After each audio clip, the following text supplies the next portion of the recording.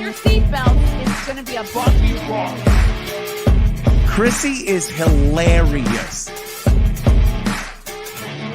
Chrissie, have you ever heard of the comedian Basha K. Ali? No, that sounds like something you yell out before you blow up a plane.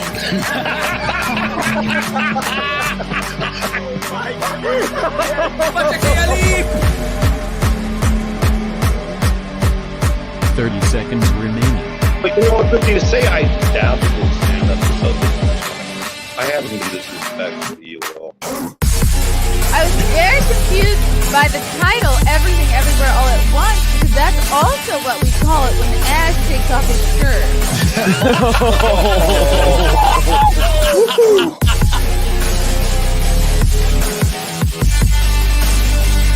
I shouldn't be up here. I should be in school on the other side of the ocean. Hello, boys and girls. Good afternoon. Welcome to another episode of the Chrissie Mayr podcast. You can listen to this podcast, gosh darn it, we're everywhere.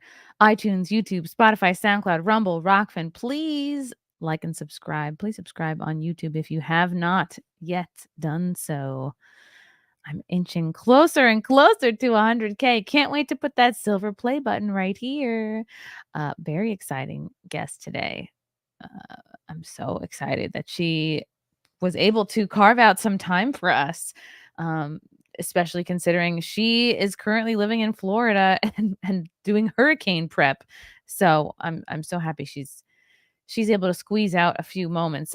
Before I bring her on, I want to do a quick video from today's sponsor. Oh my goodness. It's the Great U.S. Treasure Hunt.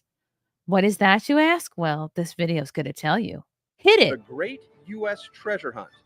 We've delivered winners from all over the U.S., awarding thousands in prize money. We've hidden 10 coins in public.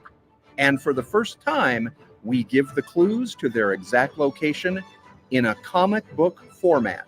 10 states, 10 coins, 10 clues, $10,000. One comic book. The Great U.S. Treasure Hunt. The hunt begins October 15th. Order now. thegreatustreasurehunt.com. Wow. What was that, you ask?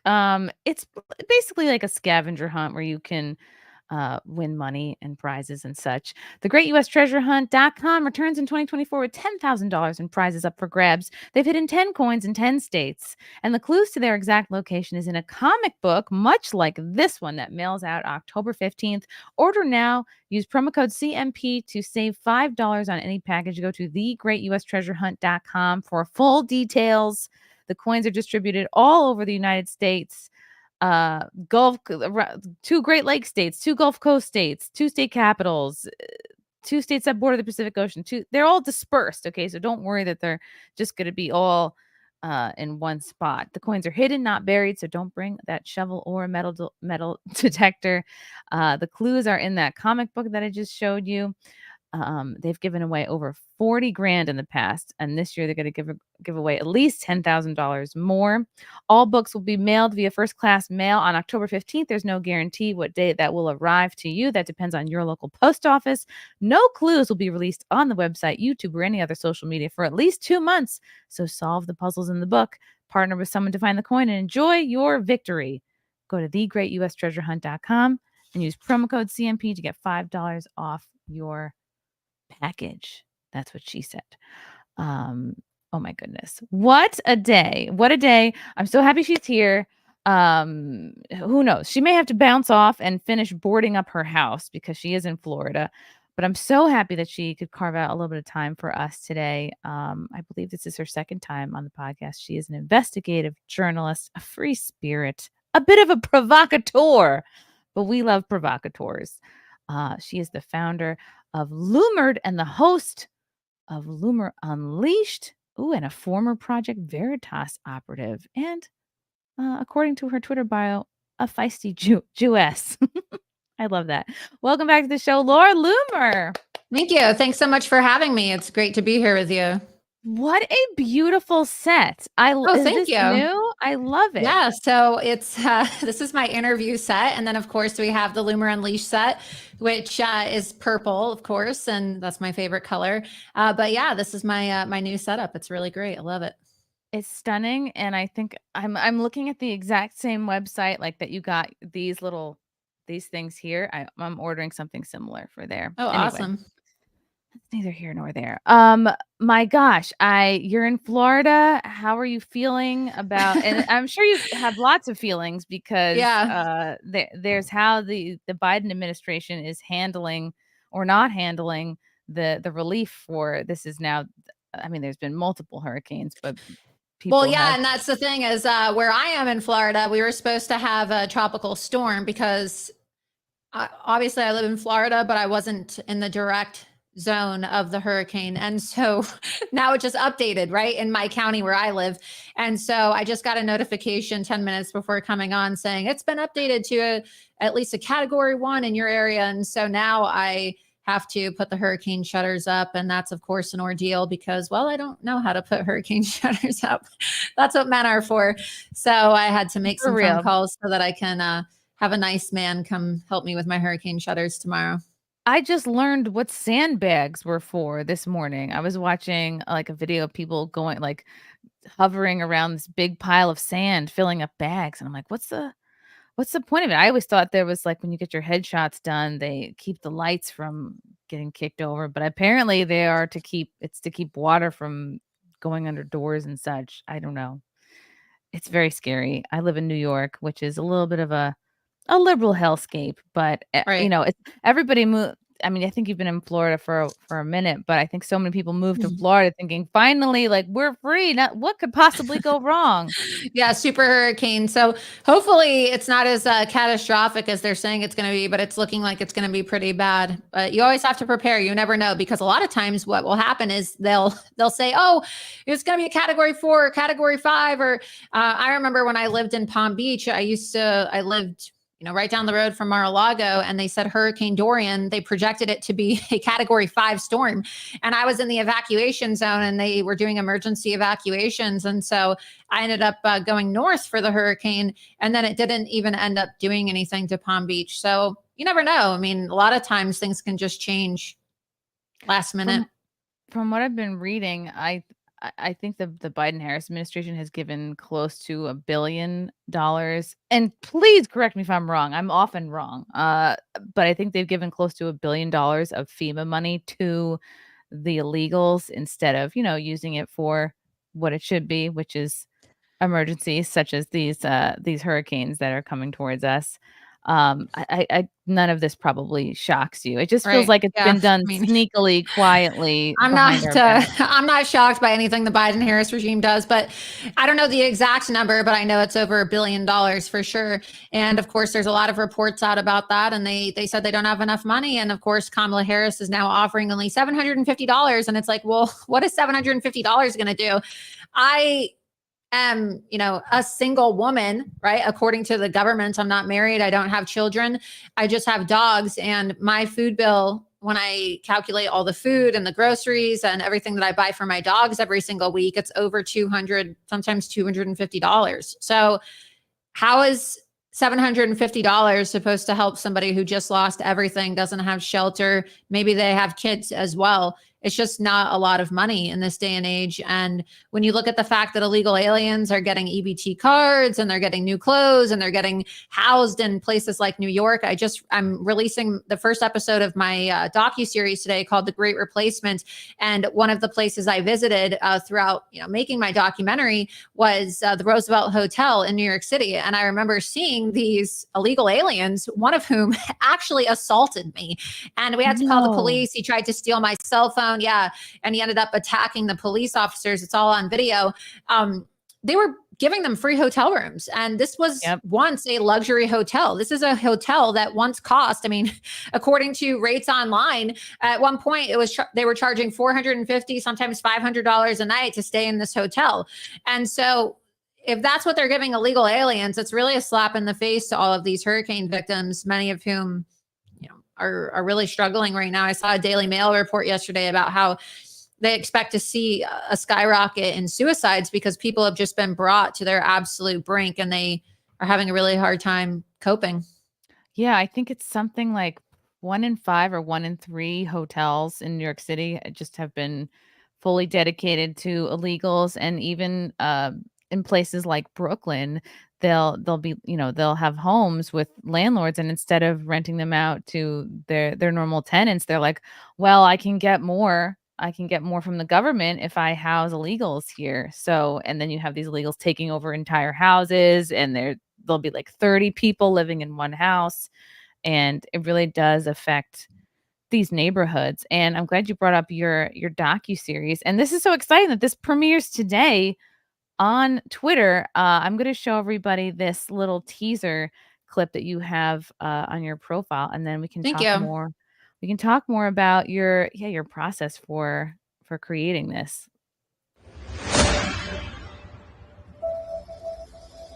I know what a crime looks like.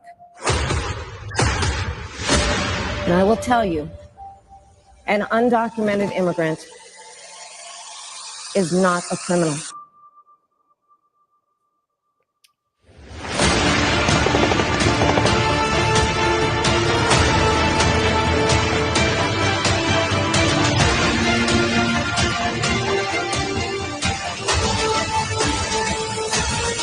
They're just all going to be processed because they're just going to say they're refugees.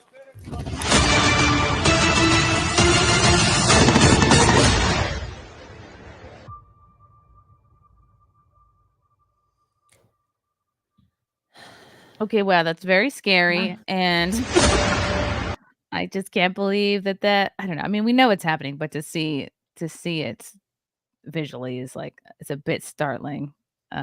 Yeah, and those are all common examples of crimes that are committed by illegal aliens, especially cartel members. And as we know, Kamala Harris has allowed for members of these criminal, what do they call them, transatlantic criminal cartel organizations, narco-terrorist organizations to come into our country. And in the promo, you can clearly see some of the things that they do. A lot of people don't know this. A lot of the cartels from Mexico actually practice cannibalism.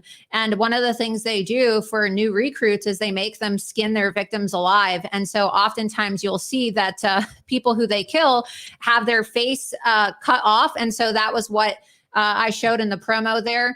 They actually will skin the face of their victims off and then let them bleed out and die. And then they'll shoot them. And obviously, there's videos out there on some of these websites that document a lot of the migrant crime that show members of the cartels skinning somebody's face and then wearing it as a mask. So that's the type of brutality that the Democrats are allowing to come into our country when they allow for open borders. And as we just saw last week in these horrific statistics that were released by the Border Patrol, which has, their union has really condemned Kamala Harris and her policies. They have endorsed President Trump.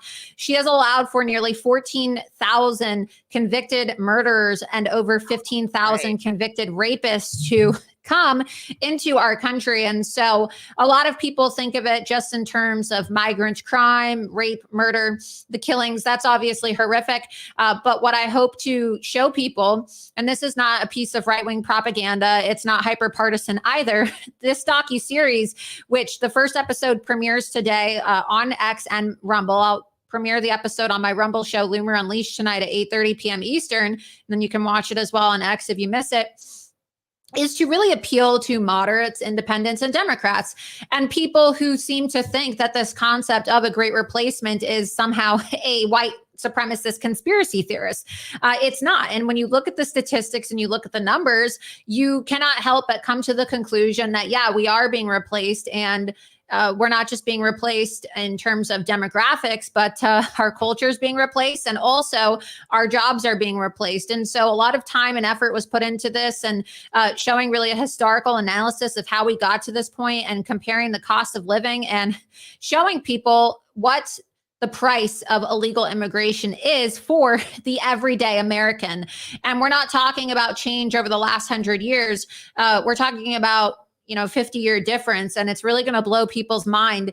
And the plan is to release an episode every single week from now until the election. Of course, there are 5 weeks left because now there's 29 about 29 days left till the election. And so every single week now until 2 days before the election, another episode will be released, with the first episode airing tonight. So I hope that people will enjoy it. When did you start this whole process for creating the docuseries? How long has this been in the works for? It's been in the works since February. So in February, I decided to go to the Darien Gap, and a lot of people don't know what that is. The Darien Gap is a transit point for illegal migration and probably one of the biggest hubs in the world for like I said, the transit of these illegal aliens who are coming into our country from South America. And then I explain in the docuseries how they then make their way to the United States. People often think, oh, they're just coming in from Mexico. Well, what you don't know is that a lot of these illegal aliens first use the Darien Gap as a transit hub to then get to Mexico by taking a bus to Costa Rica and then, going in through Honduras. And you'll see the maps yourself when I release this docuseries. And a lot of this footage has been released over the last few months because, I did a lot of reports about HIAS and some of the different organizations that are involved in the facilitation of illegal immigration into our country. It was the subject of a really big New York Times hit piece, and they decided to follow me in a very weird way. They kind of tracked me down. I had no idea how they tracked me down because, I was in the middle of nowhere in the jungle in Panama, but somehow the New York Times was able to track me, and they sent somebody to follow me into the Darien Gap, and they were taking photographs of me and trying to document the people who I was speaking to.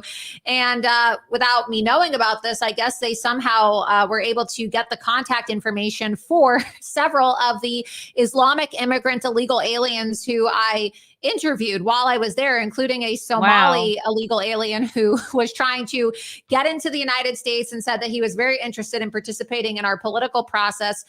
And so they tried to do this whole hit piece on me in which they said, oh, Laura Loomer ambushed illegal aliens. And they feel very targeted by her because in the previous promo that I released several months ago, President Trump actually shared it and it went quite viral. It received several millions of views online, and NBC News did a whole presentation on it. And, they were very triggered by the fact that President Trump had shared this ad. Because, of course, they want to try to say that it's a white supremacist theory, when in reality, right, all you have to do is listen to these migrants. Many of them speak English. They will talk to you and they will tell you point blank, yes, I'm planning on coming to your country and voting in your election. One of the videos I released in anticipation for the release of this docuseries was an interview I did with an illegal alien named Lenny, who told me that he had family in the United States and he was planning on coming to the United States and coming in through San Diego, and that he was going to vote in our election. There are illegal aliens that I got on camera who were in the water, and they were in the migrant camp swimming in the dirty, contaminated river, the same place where people shit and drink water. I mean, it's really unsanitary. We're talking real third world conditions here. And these illegal aliens were screaming, "We love you, Joe Biden. We love you, Joe Biden." And I speak Spanish and I'm talking to them. And, mind you now, Kamala Harris is now the new Democrat nominee for president. However, we cannot forget the fact that Kamala Harris is Joe Biden and Joe Biden is Kamala Harris. Yeah, whoever's maybe Kamala's the one holding up Joe, animating his face for us. But yeah, they've or whoever's controlling the both of them, it's definitely the same person. And I'm glad you brought up the conditions down there at the Darien Gap. And I was reading something earlier today that I guess there's Native Americans that live in that area, and they're complaining of how just disgusting the area has become. Yeah, so they have the Embera. The Embera people are the indigenous people there in Panama and the Darien Gap. And the Embera village and the Embera people, who are the native Indian population there, they're being replaced as well. And now their indigenous communities have been overrun and taken over by NGO organizations, especially the United Nations, which we are funding with our taxpayer money.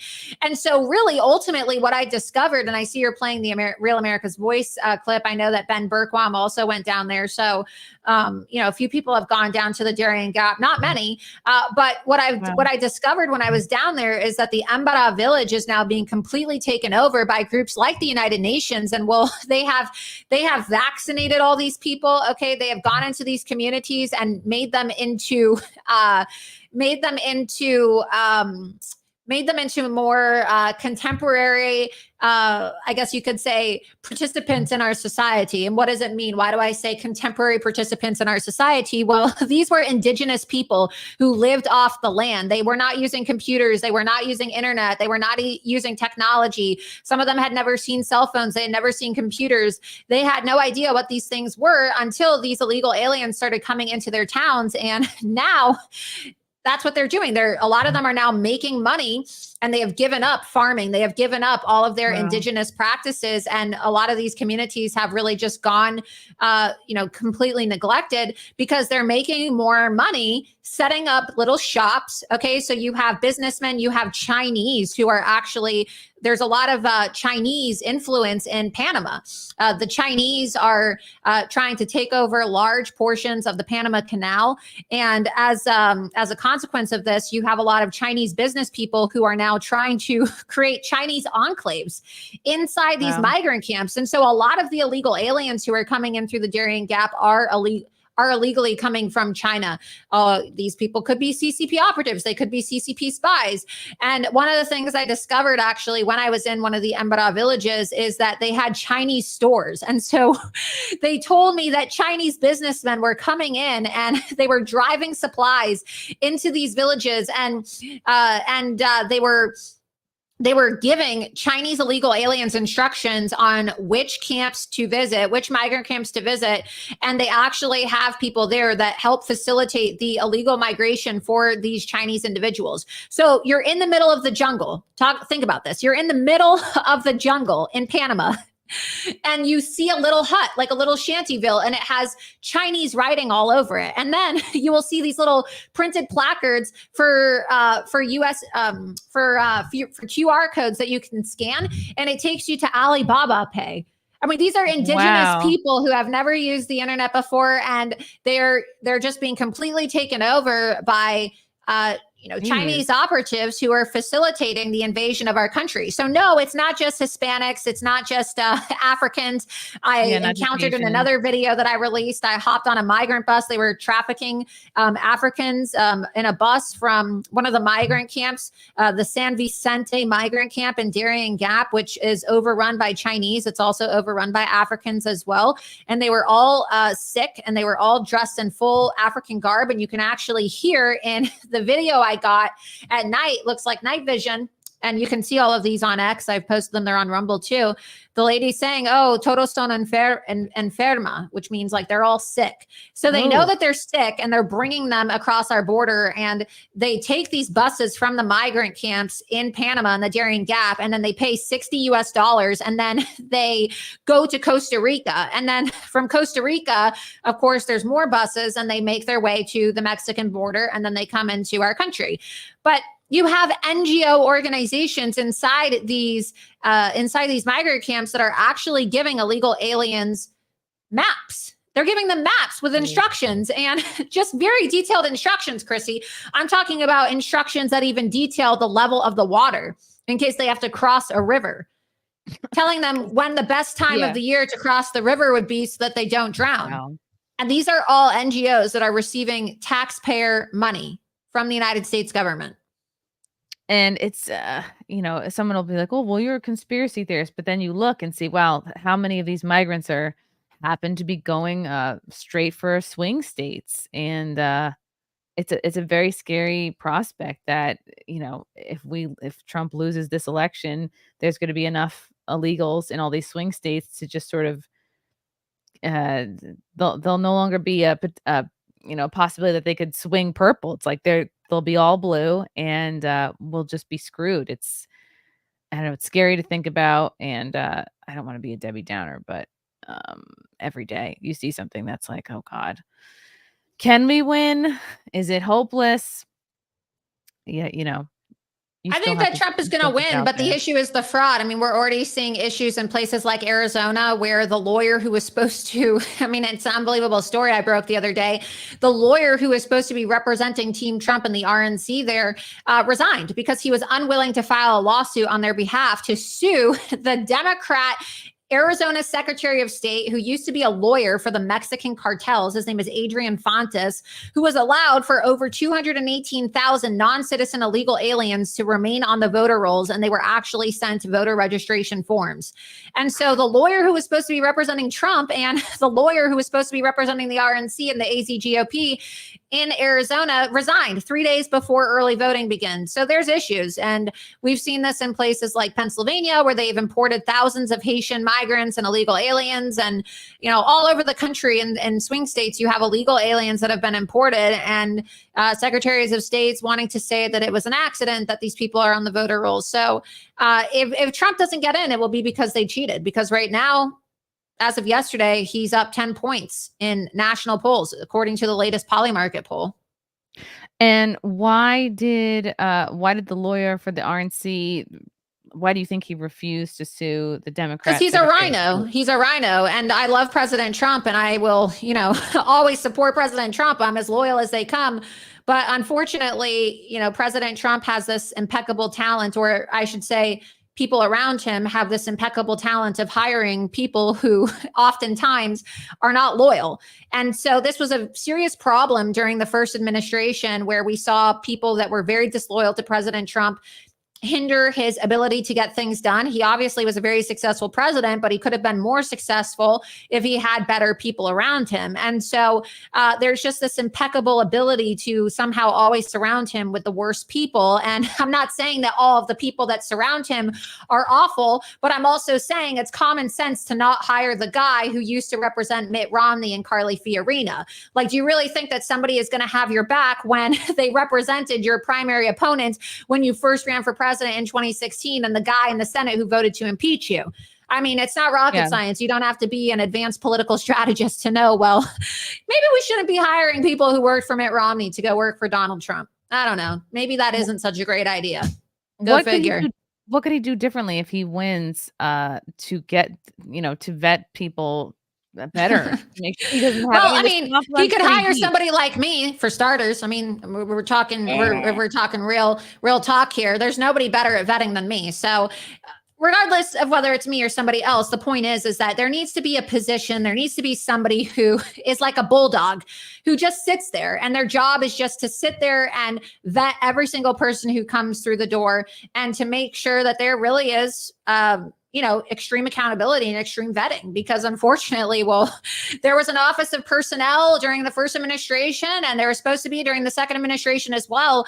But we always saw, you know, some of the worst people, some of the most disloyal people always getting through. And again, they were able to undermine and sabotage President Trump. And now we see, well, a lot of these same people who worked in his administration, some of them were, you know, former press secretaries, communication officials, advisors. They're all talking shit, right? They're all on The View talking shit. They're on other programs talking shit. He has advisors that are going on MSNBC and CNN and talking about how he's an insurrectionist, and people who resigned. And all these people now see the writing on the wall, and they're trying to kiss his ass now in the final 30 days of the campaign, because, well, a lot of these people are opportunists and they want to get jobs, and they thought that he was going to lose. They thought that he was going to get locked up in jail, and they didn't have enough faith or enough integrity to stand by him during his toughest times. And, well, you have a lot of fair weather friends in politics. People don't want to stand by you when you're going through a tough time. So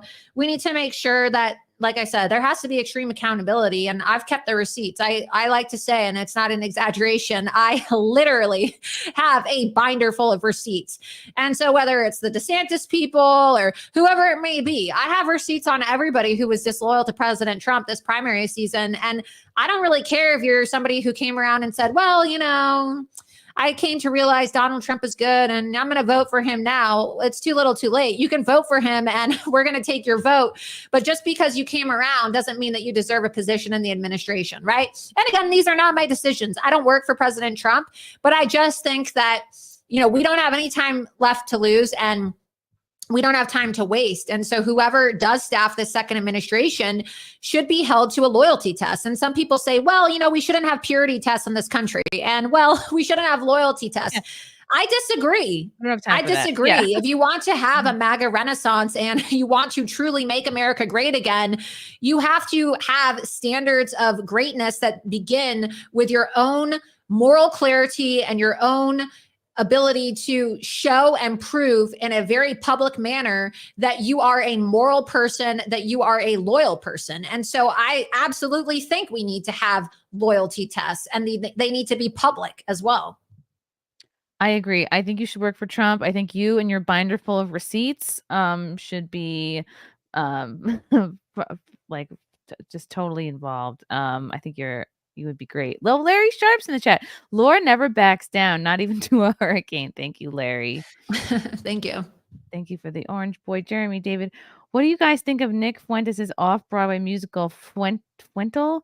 MAGA, can you hear me? I don't know if this is a joke or a real thing, Jeremy. No, I haven't heard about it. I haven't. I think a lot of them try to be funny. Okay, K Max probably has a good question. How does an opponent even dispute the replacement as a conspiracy? Think, Chrissy, of New York as a child compared to now. I'd gather New York has more third world people living there now than Americans. They get priority. Ugh. Well, these Yeah. are some of the statistics that we analyze. And a lot of people, they like to say, unfortunately, because the media really has been able to brand this as a right-wing white supremacist, right? That's a tongue twister in itself. But they've been able to really successfully brand this as a right-wing white supremacist conspiracy theory. But the whole point of this docuseries is to show people it's not intended for a right-wing audience. It's not. We're not pandering to anybody, and we're not hiding information, but it's just very analytical. It's very statistical, and it's based off of numbers and facts with citations to show even the biggest cynic and the biggest critic of Donald Trump that this is real. And so by the time people are done watching this, and there's the flyer, of course, and I'm going to be streaming it tonight, going to be posting it on X, and then we'll do the live premiere on Rumble, my show tonight, Loomer Unleashed. If you're on Rumble, please be sure that you subscribe to my channel, rumble.com/Laura Loomer. By the time people get done watching this, they're not going to be able to have any other conclusion than, wow, this is real. This is happening, because we show you the numbers, and nobody has done this before. There have been partisan attempts to go out to places of the world, to go to the border, to show people. We've all seen the videos of the migrants coming in, but nobody has really sat down and analyzed the numbers and put it into a documentary. People have talked about it, but nobody has actually visualized this. And a lot of people are very visual, and politics in this day and age is a very visual medium. I mean, Donald Trump has proven that to us as somebody who won in 2016 by appealing directly to the people on social media, and also through things like meme magic, right? Visual elements and graphics are now very important part of our current political landscape and how people reach voters. And so a lot of time and effort was put into these graphics as well. And I'm really excited to post this video live and to air it live in just a couple hours from now. Because, well, people need to see it. And hopefully, I really do believe that immigration is the #1 issue this election season. I do believe that not just is it the biggest issue of our current election season, but also the biggest issue of our lifetime. Really, truly it is, regardless of where you live, because as we've all seen, every state is a border state. Look at New York. Okay. Did you ever think that you would be flooded with illegal aliens and people who are chanting death to America in the streets of New York City just yesterday on the anniversary of October 7th? What are we, right? 23 years after 9/11. Did you ever think that you would see that tolerated in a place that had the Islamic terrorist attacks of 9/11? No. And so my point is that we have truly changed, not just in terms of our demographics, but also what is considered acceptable and tolerated in modern society, in polite society. And I really do think that, you know, the average immigrant and especially illegal aliens have completely eroded the concept of polite society. Yeah. And worst of all, none of these illegal migrants ever come to stand-up comedy shows. Last 3 years, I've seen no uptick in migrant participation. So what good are they? And you really can't have a conversation about the economy without the immigration aspect of it, because that is why our country is so taxed, and we don't have money for things like hurricanes anymore. And even though I was listening to something, oh, we've put $20 billion more dollars towards FEMA. It's like, where is this money coming from? Like how it's how is it? How does it come into existence? We're just gonna keep printing it. I don't know. It's very scary to me. But I'm very excited for this docu-series of yours. I want to talk. I love when you make news, Laura. You always make me chuckle. And did you think my curry joke was funny? I mean, hey, look, I wanted to bring up the curry joke. Chrissy, I always said if I was a stand-up comedian, okay, if I was like Aziz Ansari, okay, people would laugh. People would think it was funny. If I was a stand-up comedian, everybody would have laughed their ass off at my curry. Right. And it's just so crazy, this double standard. And I don't know. It really is. You have to just go around telling yourself. I thought it was funny. You tweeted, if Kamala wins, the White House is going to smell like curry, which is funny and cute. And I just think people really, when there's someone like you who really pushes the envelope and keeps a lot of receipts and keeps tabs on people, and you're not stupid, and anytime that you make a joke or say something, people are so quick to just jump down your throat. And they acted like I did something terrible. And the reality is that I said, oh, if Kamala Harris becomes president, the White House is going to smell like curry, and we're going to have to do White House press briefings via call center. And then you're going to have to take a customer satisfaction survey at the end, and nobody's going to be able to understand it. And really, it was so triggering, in my opinion, to the media and rhinos, because it is true. And it goes to this whole concept of replacement as well. We are being replaced, and even Joe Biden is being replaced. I mean, shit, they literally had to outsource the presidency to an Indian. What does that tell you? What does that tell you? Okay, so even Joe Biden is being replaced. And it's true. The reality is everybody knows what it's like to have to get customer service and that very irritating, grating feeling of somebody with a very heavy accent on the other end of the line saying, well, how can I help you? And all you want to say is, well, you can't really fucking help me, can you? Because you don't even speak English. Okay. And it's like the same concept with Kamala Harris. Well, you can't really help me, can you? Because you don't understand my issues and you're unwilling to talk to the media. And so the whole concept of it being facilitated via a call center, it was a joke. It was an Indian joke. It was nothing that your everyday comedian wouldn't joke about. I mean, there's a million jokes online about call centers and the fact that jobs have been outsourced to India. But the reality is the reason why it triggered people so much is because, it was a joke, but it's also true.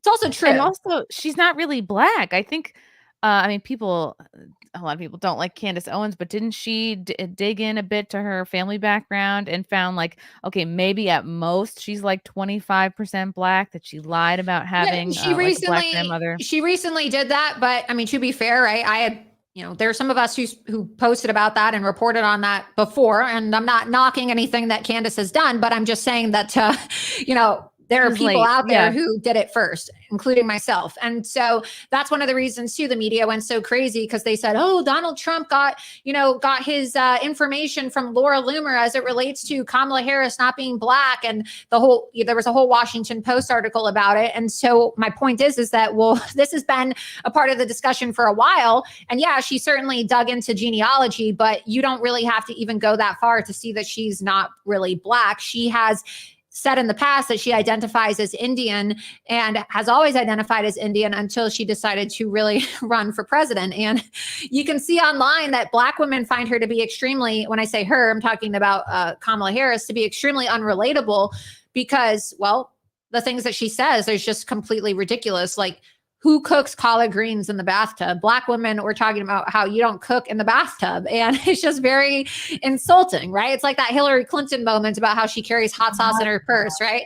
So the reality is these are issues that permeate the culture. Okay, they permeate the culture. And as they say, politics is downstream from culture. And so if you're really able to target the culture, the media is going to go ballistic. And that's why they went crazy on me a few weeks ago. It had nothing to do with my tweet about India. It had nothing to do with what I said about curry. I highly doubt they really give a shit about me saying the White House is going to smell like curry.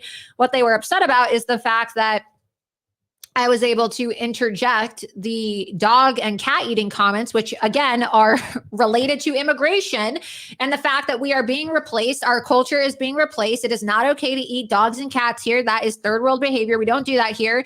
And they blamed me for Donald Trump saying that during the debate. They came up with this wild conspiracy theory saying, oh, well, Laura Loomer flew with Donald Trump to the debate. And so she must have been prepping him for the debate. I'm not an advisor. I did not prep Donald Trump for the debate. And they're mad because, well, Loomer Unleashed was able to have a viral video that was seen over 7 million times of us confronting Senator Sherrod Brown in the key state of Ohio, the battleground state of Ohio. And we asked him about the Haitian migrants who, well, he and Kamala Harris gave temporary protected status to eating people's dogs and cats. And they are pissed off because now the number one trend on TikTok are a bunch of hot girls and, young guys like total Chad frat boys and hot, attractive young women who are, dancing in provocative clothing. I mean, whatever, if Zoomers are going to do what they're going to do, but that's the number one trend on TikTok. And Democrats thought that they were just going to be able to pay everybody $150 per post on TikTok and Instagram to create this illusion, right? She really is like a Manchurian manufactured candidate in a sense, completely astroturfed. They thought that they were just going to be able to completely control TikTok by paying a bunch of people $150 to make posts in support of her. And now organically, Donald Trump is, talking about migrants eating dogs and cats in a debate. And the number one trend on the most popular app for Zoomers and millennials is talking about Donald Trump. So this is why the media has such a visceral reaction to this stuff. And, they don't have a sense of humor. They don't care about facts, and they're classic projectors. I'm just tagged a friend of mine on a video because she was a little bit tentative on believing that they actually were eating dogs and cats in Springfield, Ohio. I just tagged her on something. It's a video of this guy chopping up an animal. Yeah, I saw that. That was Tyler Hansen's video. I just saw that like an hour ago too. And Tyler, I guess he decided to go to Ohio, and he actually texted me a few weeks ago and was like, oh, I'm going to be there. And he was interviewing people, and somebody's filming out from if you're talking about the same video I'm talking about, filming from the corner covertly from their apartment complex. So think of how awful this is. You have Haitian migrants who are there, and they're living in apartment facilities, and they're killing and skinning animals in the parking lot of an apartment complex, like a residential area. So a crazy video.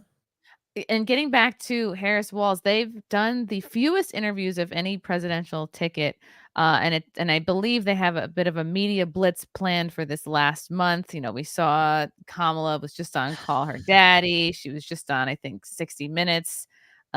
She's going on Howard Stern. She's going on all the late night comedy shows. But what she fails to realize is, well, she's the biggest joke of all. And so not going on Howard Stern, going on Call Her Daddy, going on Stephen Colbert, whatever she wants to go on, it's not going to make her likable. And everybody can see she's incapable of answering an unscripted question. And do you think that it seems like you did answer my question? Is this a strategic move? Just wait until the last minute, wait until the last month, then do a bunch of appearances and hope that that's enough. But I think they have to own it. They have to own it because Donald Trump is now leading in the polls nationally by 10 points. And so they have to own this now. They pushed Joe Biden out. They staged a coup.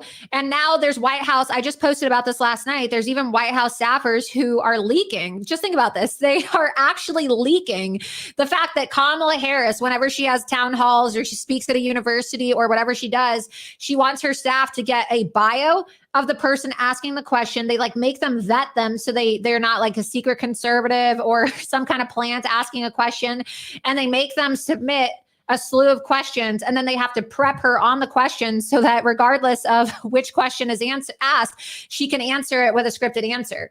And that makes me believe that she was given the answers in the debate, the first presidential debate that we saw in Philadelphia, ahead of time. Because when you look at the way that she answered questions there compared to, the way she answers questions now, she's not able to answer a question, even on Call Her Daddy. I mean, look, it's not like Alex Cooper is actually the most high IQ person. She talks about sucking dick. Okay. Right. It's not a hard-hitting interview. You think that Kamala Harris would be at home on a blowjob podcast, given the fact that she got her career started sucking dick, right? But even then, she's nervous. She can't even feel comfortable in her own natural habitat on a blowjob podcast. Yeah, and I was expecting to hear some tales about, dating Willie Brown, maybe some BJ tips, and no, none of that came. And of course, Alex Cooper did not really challenge her on much. And then Because people go, I don't "Well, think Alex Cooper really has a high IQ. Okay, look, let's be honest. She's a very attractive woman, obviously, oh, I and don't will. get She's political. I don't get political on this show." It's like, no, I think because you can't really speak on it, and then you just She avoid can't it. speak on anything. I mean, really, honestly, if she was smart, if I was advising Alex Cooper, okay, if this was a smart woman and she actually wanted to take advantage of having the vice president of the United States on, and Alex Cooper, if she truly wasn't political, she would have had enough common sense to know, oh, this is a sex podcast. It would go so viral. I mean, Alex Cooper would have gained millions of followers if she would have asked Kamala Harris, so what was it like giving head to get ahead?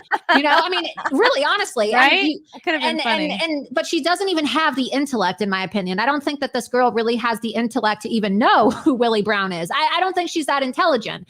She makes her money because we live in a degenerate culture, and I'm not knocking her. That's what she does. That's her niche. Okay.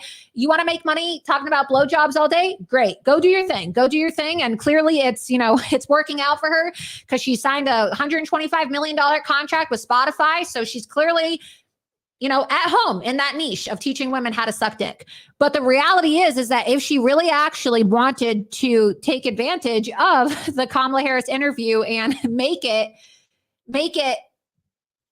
thematic to her podcast, then she would have asked. She would have asked her, a lot of people say that you gave oral sex to Willie Brown in order to get your position. What do you have to say about that? But she's not even intelligent enough to formulate proper questions for the vice president of the United States. So look, I don't know. I think that it's a desperate attempt. And this is why I guess people should stick to what they're good at. What BJ tips are you actually going to really get from a podcast? Everyone knows it's trial and error. So here's a clip of Alex with Kamala. And at one point, I don't know if this is the clip, but I found it very interesting that Kamala, and she's a very nervous interviewer. She's terrible off the cuff. At one point she said, "I'm actually the only vice president or president." She alluded to the fact that she's the only person that has ever had to use reproductive services. And I was like, is she admitting to having an abortion? But here's a clip of Alex asking her. She probably has had an abortion. I mean, look, a lot of women have had abortions. She doesn't have kids. And you have to ask yourself, look, I'm not knocking women who do not have children. I mean, I do not have children, but you have to ask yourself, obviously Kamala Harris is a very sexually promiscuous person and she got her career started. It's well documented. I mean, this is not a conspiracy. This is not a lie to tarnish Kamala Harris. So after a while, if you have enough abortions, it damages your uterus. So I'm not saying that Kamala Harris has had so many abortions to the point where, she damaged her uterus to the point where she couldn't have biological children of her own. But I'm also not saying that didn't happen. So it's possible. It's possible that she just had so many abortions that she really wasn't able to have her own children. Because after a while, if you have enough abortions, even if you have one abortion, it's enough to leave permanent scar tissue damage on your uterus. And they say that apparently. I've never had an abortion, never been pregnant, but I have heard from people who have had abortions and I met a woman one time when I was doing reporting in Minnesota, and she said that she regrets getting an abortion because, she got an abortion and she said that by the time she wanted to have kids, she had damaged her uterus and she was not able to have kids. And so she regrets aborting the only child that she was only able to ever potentially have. They're not like buses. You can't just get the next baby. And there's physical damage and then there's the mental, emotional, spiritual damage, which is forever, which doesn't really get talked about. And that's what I would like to see. It's like more women who've had abortions being like, no, actually it's fucked me up for the rest of my life. Right. And instead of feigning that it's like a source of strength, they're like, oh, well, thanks to this abortion, now I can have brunch. So maybe we'll see. Right. That. Here's I want to pose this question more to you and the daddy gang, but one of the biggest conversations. I hate that she's wearing I don't know if this is Gen Z thing, but the sweatshirts have to stop. But that's her brand, I guess. And look, Who knows? Maybe just being low class is how you make $125 million. I mean, look, you would expect somebody to show some respect. I mean, look, I understand that that's her thing. But you're interviewing the vice presidents of the United States and you're wearing a hoodie. I mean, from the get-go, this whole thing is just so unserious. And it really looks is. like they're in a dentist office. The whole thing is off. Yeah, it's just not in good. this year's election revolves around a woman's body. Yep. I want to take a moment. And can we try She's so annoying to think of any law that gives the government the power to make a decision? I know what you're going to ask. About a man's body. Let's No. Is there any law? No. I hate her voice. I hate her voice. Is Kamala laughs and she does this thing where she's like, it's like she's trying to bond with a girlfriend rather than answer a serious question as a presidential candidate. Right. And also too, I mean, it's just crazy that, Alex Cooper again, like so low IQ. This woman is so low IQ that she has to read a postcard to ask a question instead of just thinking, okay, well, obviously men, can't get abortion. So what is it really that hard for you, Alex, to memorize a question? Is there any law on the book that tells a man what he can and can't do with his body? I mean, just it just shows you that she's so out of her league. And I'm not saying that, Kamala Harris really requires that much intellect to deal with, but it's just crazy to me that they would even entertain this kind of a podcast. It's so beneath the presidency. And again, look, Alex obviously has done very well for herself. She's a very pretty girl. She's making $125 million. I mean, shit, I'm not making that kind of money. So, but again, I'm not here teaching women how to give blowjobs. And you can make a lot of money on OnlyFans. You can make a lot of money doing a lot of things. You can make a lot of money selling out Donald Trump and trashing Donald Trump. And I'm sure that I could make a lot of money if I did something like that. I'm sure that I could make a lot of money if I were to take my clothes off, being a public figure. There's people out there that would pay for that. But just because something is easy to do doesn't mean you should do it. Doesn't mean that you should do it. And I don't think that Alex Cooper is really doing a service to society by teaching women to be whores, teaching women how to be sexual degenerates, even if she is able to, make $125 million. It's a lot of money. So look, in her niche of teaching women how to give blowjobs, I suppose she's doing a very good job, but it's just really honestly beneath the office of the presidency. And it shows a lack of seriousness, especially at a time when people are suffering and they don't even have food and water in the aftermath of a hurricane. Yeah. And it's like, and people talk about, well, her reach and how many like Gen Z girls watch her podcast. I don't know. I feel like at this point, even if you are, they watch it for sexual entertainment, though. Like there were people commenting on Alex's Instagram that said, oh, well, this isn't very serious. And why are you getting involved in this? Just stick to what you're doing. Like people have guilty pleasures. People watch trash TV. Like maybe there's women out there who their guilty pleasure is to go listen to a sex podcast and they want to go be entertained by women talking about like the guys they hooked up with on Tinder and, the orgasms they have and whatever. I mean, look, if that's your thing, fine, go do it. Like, I mean, obviously there's conservative people having sex too, but again, just because you talk about a topic doesn't mean that you are qualified to talk about other topics. And so if Alex Cooper wants to have a successful podcast where she talks about sex and talks about really raunchy sexual things, fine. Like, I'm not here to tell her what she can and can't do. She has free speech. I mean, clearly there's a niche for that. She's made a lot of money doing it, but it's not serious political commentary. Like you should just know your place. You should not be getting involved. Just like I don't want to see musicians and movie stars. Like I pay you to go write music. I pay you to go make good movies. I don't pay to hear your shitty political views, right? I don't pay to hear your shitty political views. So it's just a shame that people who are not qualified to be speaking on these matters, want to try to influence people.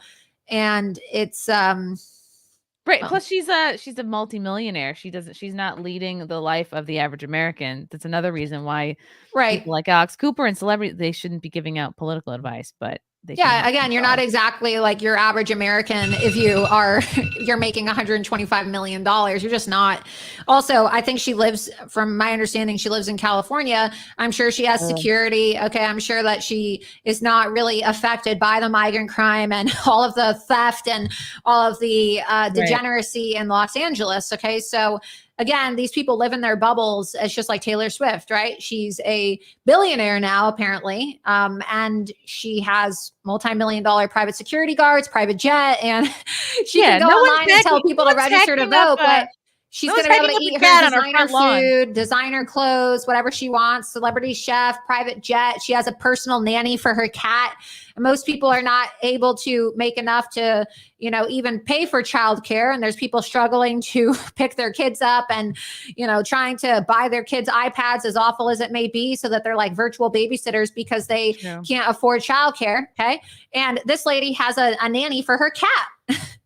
Sorry, but if you have a nanny for your cat full time and you're flying on a private jet, you're not exactly qualified to be giving the average American political advice. So definitely. We've got a couple more questions from the chat from K-Max. When Trump said eating dogs and cats, did he really get that from you, Laura? The media was reporting Trump's cats and dogs line in the debate came from Laura Loomer. What is the truth? Look, I'm not going to comment on it because I'm not going to talk about my private conversations with President Trump. But what I can tell you is not true is that I did not prep Donald Trump for the debate. Have I had conversations with him about immigration? Yeah, I've had conversations with President Trump about immigration, but I'm not going to, talk about private conversations with President Trump as it relates to things that were said in the debate. But it is categorically false that I am an advisor to President Trump or that I prepped him for the debate. So that's what I'll say.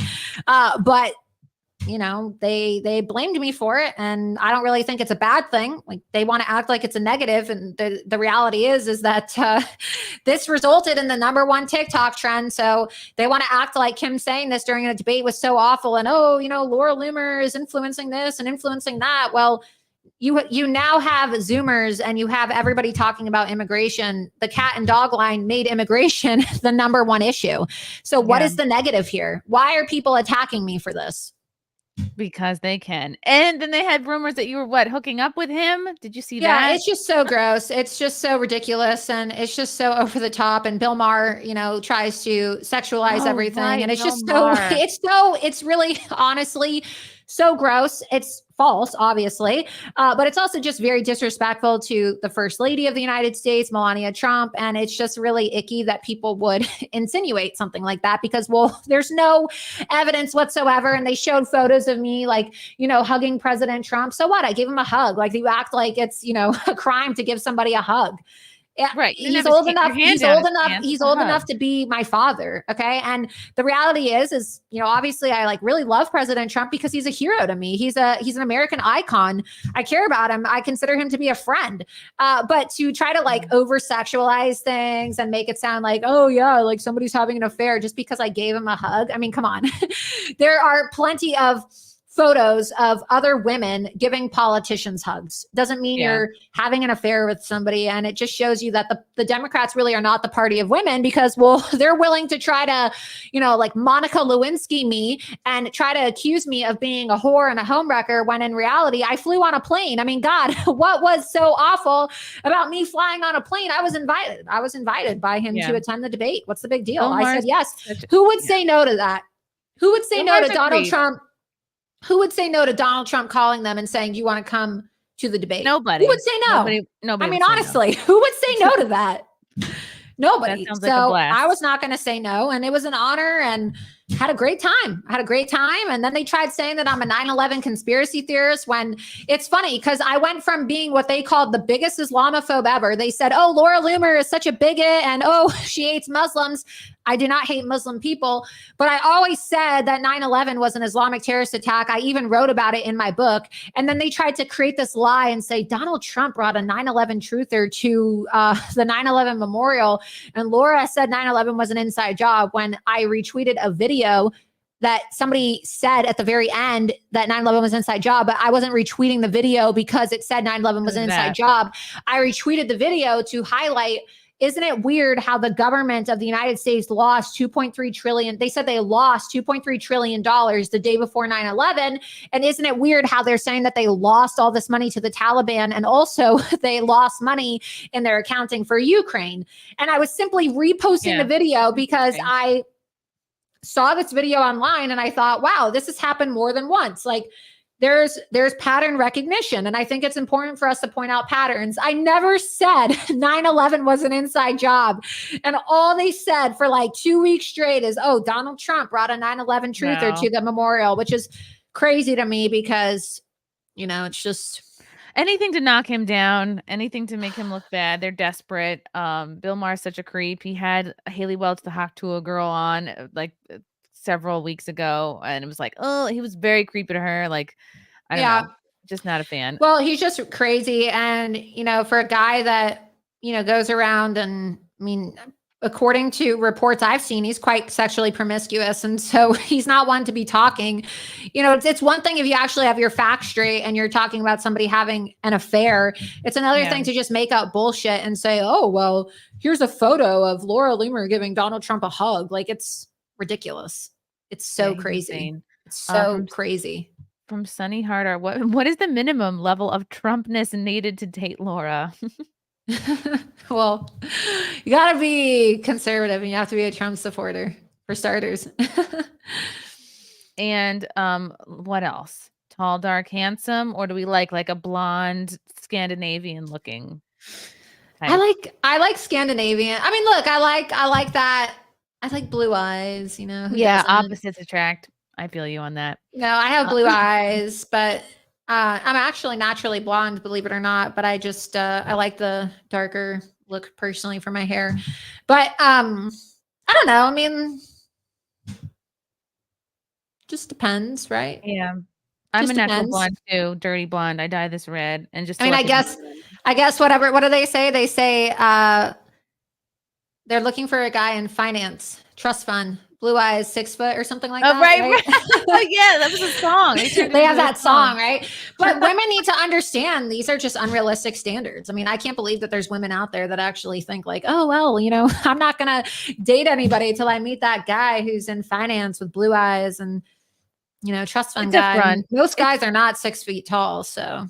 It's a front for the internet. I believe most women don't, genuinely. It's gotta be conservative. They have to have the same values as you. They have to be loyal, first of all. So, yeah. So maybe those values are important. A potential suitor in the chat for Laura. Who knows? The K-Max is wondering, does Laura feel Trump should do one more debate, or are the mods too biased? Compare ABC with Trump to CBS with Vance, who was more biased.